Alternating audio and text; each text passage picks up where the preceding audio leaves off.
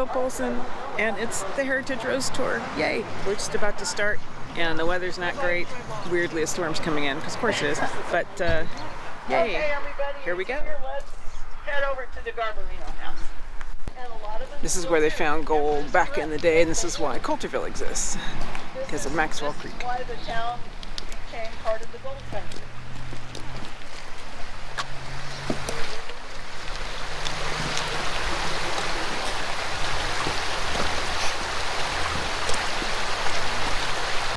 Just a little bit of history. The house to the back of you right over here, that's the Isla Barrett house. That family is the one who donated the 2.5 acres to the museum. Hi, Bill. How you doing? You're doing good, my friend. No, you have done a magnificent job from all of the overgrown that it was. But I couldn't coax this little rose to get more than a half-open bud. That's all right. I put electric blanket on it at night and everything. It wouldn't work. Oh, Bill, you are so cute. Right here, the little red rose. Bill's family had a Coulterville red that looked like this. This is the picture I took of it years ago, and I'm not going to get rid of the picture. This is what it looked like. One. That's the original picture. And what happened was it died. But she cloned it. So luckily we had taken some clippings of it long before it died, and I was able to clone it. This is that grape that he says is an old Thompson seedless. It's not like today's Thompson seedless. And this is a mystery grape. We don't know what this one is, but this is the Garbarino property of Garbarino Gardens fame. Oh, look at that artichoke. Gee, holy moly, look at the size of that artichoke. Wow. We're going to tell you. Sempervirin. Really? Pretty. I'm not. But it's written records from Wow, look at all these buds. That's a lot of buds. Gets cold in Come on winter. around. Come on around, everyone. This one here is called Rosa Moschata. And last year, of course, it was not even, it didn't have any buds or anything. But this one has been here a really long time as well. And it's more of a wild rose type. It has a little dash of China rose in its makeup. It's vigorous, as you can see. And the flowers are all pure white. Come back next week, it'll be beautiful. It'll be beautiful. But that's your Rosa Moschata. Porch you're standing on, and there's the back house with the triangular roof, and you can see the gardens all over here. Well, you can't see from here, but back in town, there's some cleared areas up there, and those vineyards were up on the mountains. They didn't do them, they did a garden down here and vineyards up there. This ranch used to go on the other side of the road. Sure. There's highway, the highway through, they cut off about 20 acres on the other side. So it's a constant battle against weeds. I hoped it would be in bloom, but it's teasingly standing there. Okay. And those are all blossoms about to come. Once again, the Barrett house, the Isla Barrett house, and then this is the machine shop. The museum has quite a lot of things from the house and shop in the Barrett room. Wooden powder house. Wow. Because they would usually blow up and burn down. So this house used to house all our ammunition. Wow. Gunpowder for the blasting at the mines and all that. Yeah. This is Persian yellow, and one of the identifiers when I've been studying, thank you, is that Persian yellow flowers come off the original stem. So if you look at these, they are coming off the main canes. They will come out. So they're not a Harrison's. These are the Persian, and that's what Fred told me they were. So I will continue to say that unless somebody can prove me wrong. So we'll move on up here. I believe we have Lady Hillingdon, and we've got some Duchess de Vermont. Some of those up the hill. Lady Hillingdon. Lady Hillingdon is Hillingdon. not extremely old. She's about a 1910 rose, but she's one of the last tea roses that they ever bred. So this is our little yellow Lady Hillingdon. It grows real slow, and it has kind of an amber color at first, and then it'll kind of fade out to buff, which it's kind of doing right now. I do see some little buds down there, and it's kind of twiggy. It didn't bloom last year. That's why I didn't bring you this way last year, because these didn't bloom. What's great about these old houses is they have the original plantings often. This ancient, looks like a tree of heaven, which indicates, once again, the Chinese population. Duchess de Brabant. Right. It was named for the Duke of Brabant of Belgium. It was introduced in France by Bernardi in 1857. President Theodore Roosevelt often wore a blossom in his lapel. Right. Neat. Really like that one. Going up Water Street here. No way. Local resident. Yes. It's like, wait, why? What's all the attention about? Hey, buddy. Okay, everybody, we're heading for Chinatown, which is way up by that stop sign, so just take your time. Come Okay. on with me.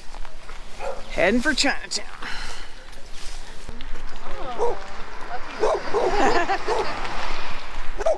Oh, wow. That's Fortune's Double Yellow. Right here up top. Yeah.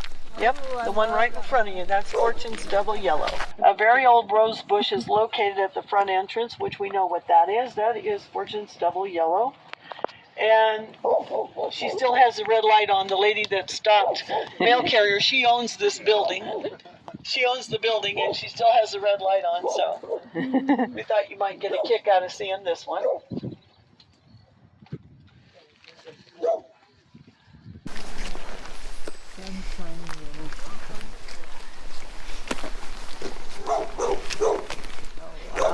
See the That's size of this. Fortune's Double Yellow. That's the one I'm most proud of. It's the lone remnant of one of Mother Lode's largest Chinatowns. It was built in 1851. It's made of adobe walls, and they were formed of soil which came from its basement excavation. Oh, wow. Several inches of dirt were placed over the beam ceiling, which helped insulate those inside from winter cold, summer heat.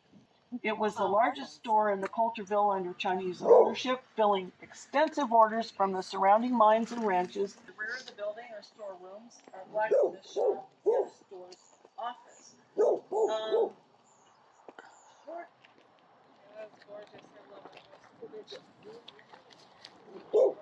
It's all those colors. Yeah. I'll read you a little bit about it. I just have to find my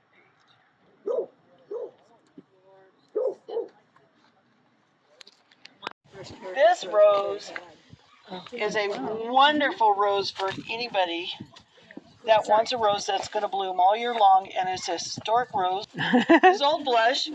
It's a China rose. It's an old China rose, and it's been grown in China and possibly Japan for at least 1,000 years or more. And it's also in, I don't know if any of you have ever heard of Thomas More's poem, The Last Rose of Summer. He's talking about this rose right here. It will not stop blooming until it gets frost. So it's usually the very last one. I've actually had mine down in Don Pedro in these drought years. It bloomed all through December. It bloomed the whole year. Back down Main Street, there's the Oddfellows Hall. I've had to switch to my phone because I forgot to bring the other battery for the GoPro and I lost the battery. Yay, I'm glad my phone can actually take video. Hooray. It's a wild rose. It's native to the Caucasus Mountains in Georgia, which is Asia Minor, that part between Europe and Asia. It's where it came from. It was already being cultivated in Persia in the 12th century, and a gardener referred to its color as jonquil yellow. Story has it that one day in a Persian garden, the gardener noticed a new color on a Rosa Fotida bush, and it was a red-orange. Once propagated, this new wonder spread from Asia Minor to Afghanistan to eastern Tibet. It was introduced into Europe in the late 1500s. This plant ranges up to 6 feet in height. This one kind of struggles, but as you can see, it's still here. It's the only one in town, and it blooms once in the season. These flowers only last one day. Oh. So I am so thrilled that you guys get to see it because it's worth waiting for. Okay, everyone, when you get done, just follow me along. We're going to go past the cafe. Luckily, Connie Welch had taken some clippings, and she saved it, so she planted one here at the Culture Cafe. I have one at home. It's a Wichura, however you say that, Rambler. It's from about 1910, so it's not a really old historic rose. But it was developed by Dr. W. Van Fleet in 1910 for the American climate. It's thought to be a cross between a China rose and a large species native to India and the Himalayan foothills. It's a light primrose pink, single blooms that will fade to white. They look like this. I have one in my yard, and they do only bloom once a year. But its sport, New Dawn, which I have one of for sale, is a repeat bloomer. And of course we go down here and we've got Persian yellow, a nice row of Persian yellow. And they're going to be really spectacular here and show you how pretty they are. They are real pretty.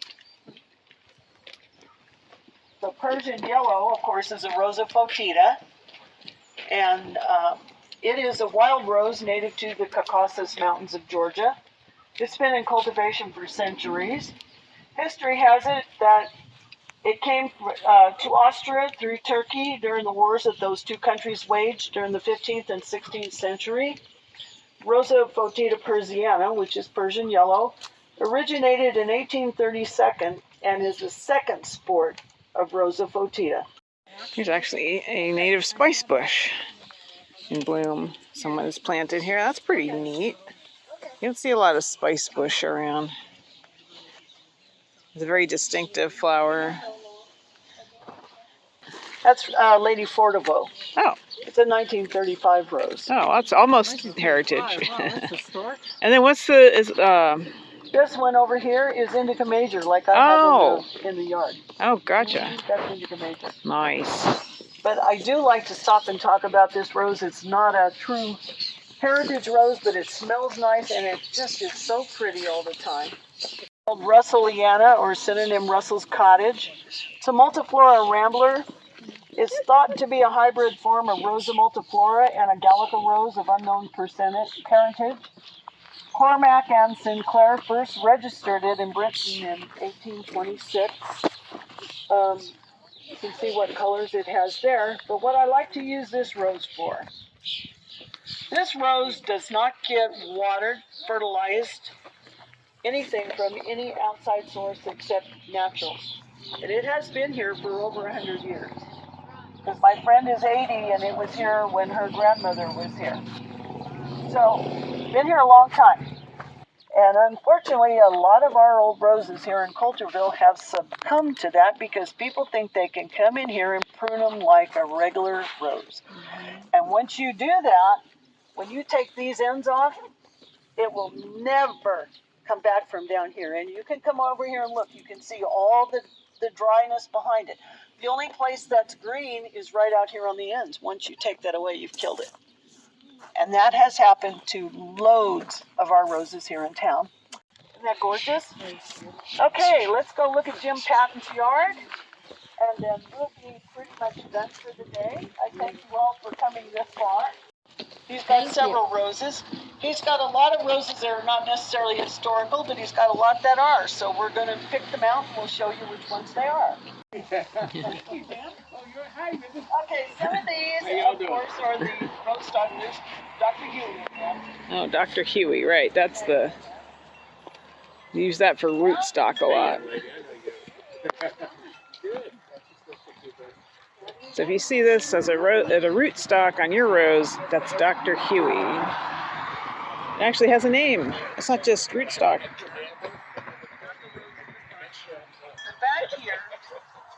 Back here, I gave Jim a rose called Giant of Battles because he's so kind, let us come in. So if I have a rose left over, I like to give them a rose or something, for letting us come in. And he thought it had died, and he has a rose in front of it.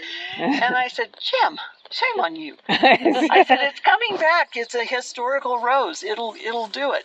So Giant of Battles it's an 1800, let me see, I have to look him up again. I always forget. I've got so many of these things I can never remember the actual year of each one. Giant of Battles, hybrid perpetual.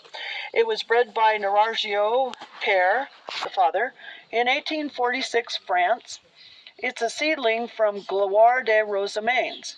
The one that he called, wasn't this the one you called Coat of Many Colors, even though it's not a heritage rose, but it's called the Coat of Many Colors. And I always like people to see that one because it's so beautiful. It's just a beautiful rose. Yeah. And then around here on the side,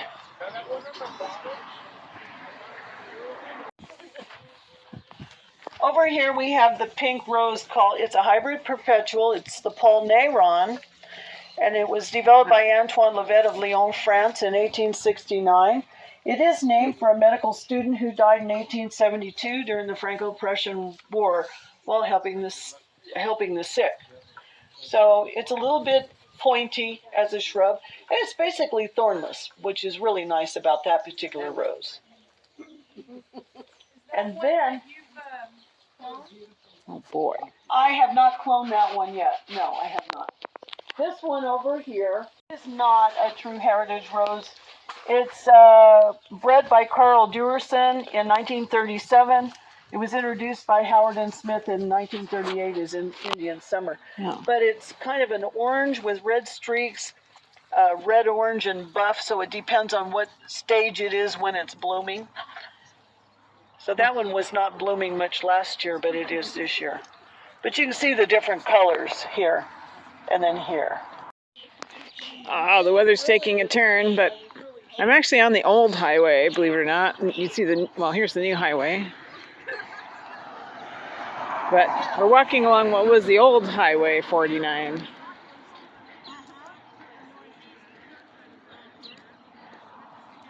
So I'm lucky we kind of dodged the worst of the rain. It's starting to sprinkle a little bit.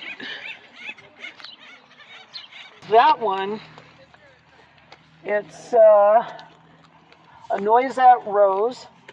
In the early years of the 19th century, Philippe Noisette emigrated from France to Charleston, South Carolina. He gave his name to John Champney, an old rose bush, who crossed it with a Rosa moscata.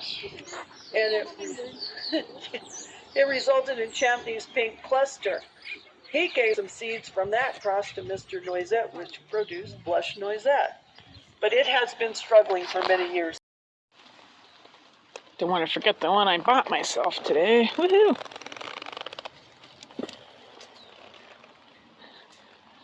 Blush Noisette is coming home with me. I hope you enjoyed this rose tour. We do it every year at the beginning of May. So I thought you'd like to see that. A lot of work and effort goes into it, especially from Dyanne Loyola, who does all the propagating of all the roses and leads the tour, of course, as you saw. So thanks for joining me. I'll see you again next time on Willow's Vintage Homestead. Thanks to all my patrons, as always, and I'll see you next time.